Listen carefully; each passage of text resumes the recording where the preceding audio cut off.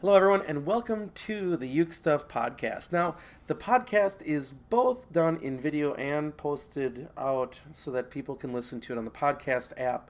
So what I wanted to talk about in this podcast today was, what did I get for Christmas?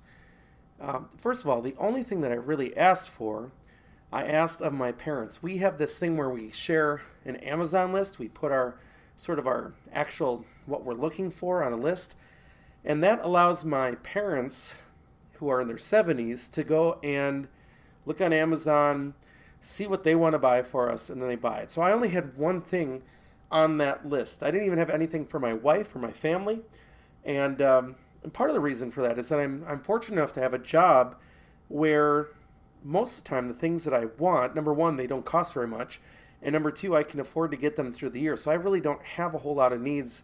And it's been wonderful as I become an adult to have Christmas be more about making my boys' wishes come true rather than my own wishes come true, if that makes sense. So the one thing that was on my list this year, and I did get it from my parents, was this. And what I'm holding up is the Music Nomad neck block that also serves as an instrument tool case. So when you're working on your instrument, you can support the neck with the neck block.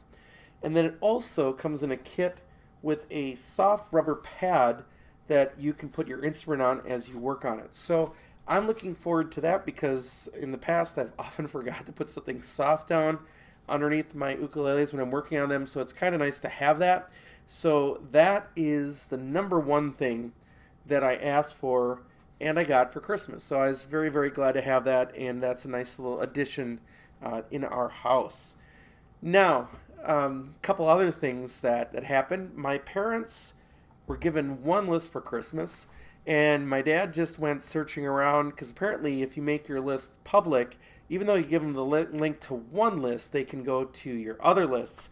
And they weren't happy buying me one thing, so they bought a couple of the other things off of another list that I had that's called ukulele, where I can put things that I'm interested in for the future. So they bought me a couple other things. One of them was this, and I'm holding up right now, a zippered pouch. So if you're listening to this on a podcast app, you can you know what I'm talking about, and I'm opening it up right now.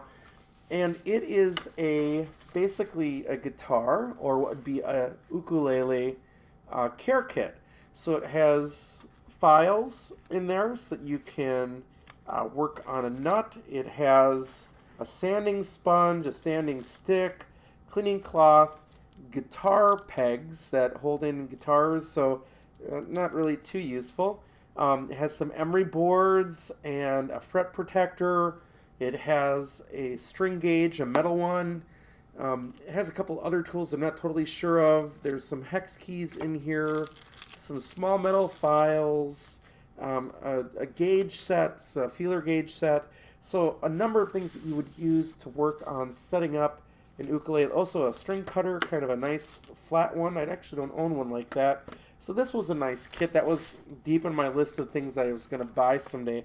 I have a lot of these tools separately, and including a couple tools that aren't there. For example, I have the StewMac fret dressing file, or end file, whatever they call it.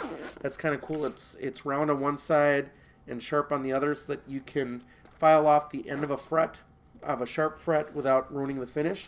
So that was a nice little gift from my parents.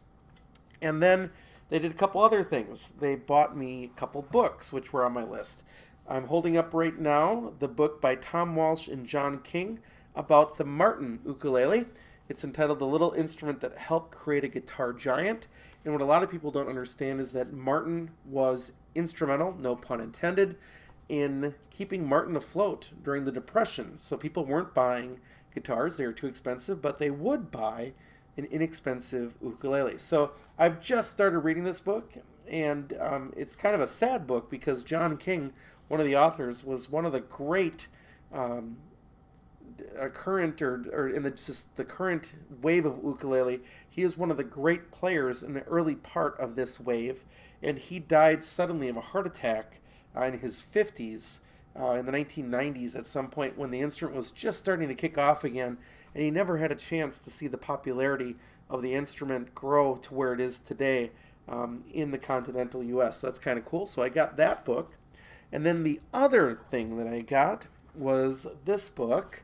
I'm holding up another book. It's a sheet music book called Classical Koa, Timeless Masterpieces for the Super Concert Ukulele, Koaloha Special Edition. Selected, transcribed, arranged by Stephanie Young, Editor-in-Chief, President Alan Okami of Koaloha Ukulele. And what a lot of people don't understand is that Alan Okami, who started and runs Koaloha, was a classically trained, let's put classical and trained, so it became trashically, that's not right, classically trained oboe player. So he brought some of his musical knowledge to that, and I've been playing through some of those, and that's been kind of fun. So I'm glad to have that book. As a classical musician myself, I like having that as well.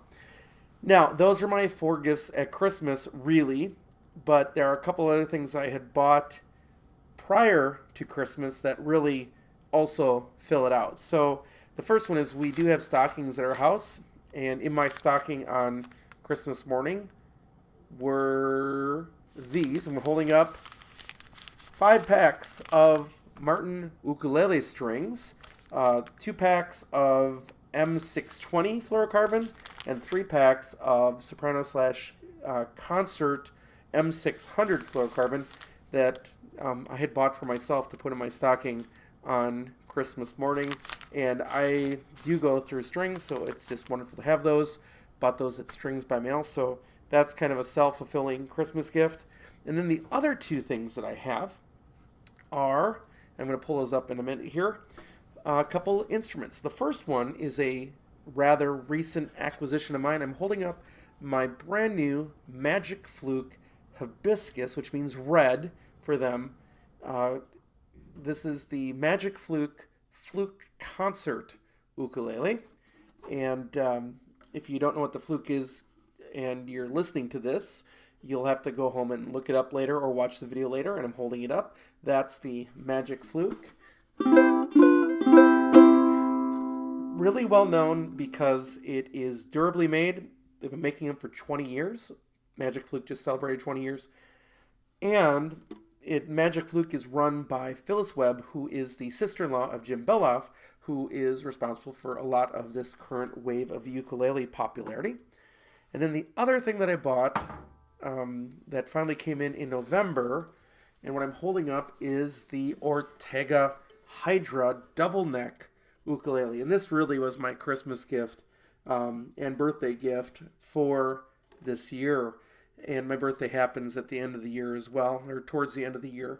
So what it is, you have I haven't tuned this yet, but you have a standard GCEA ukulele neck, reentrant, and then you have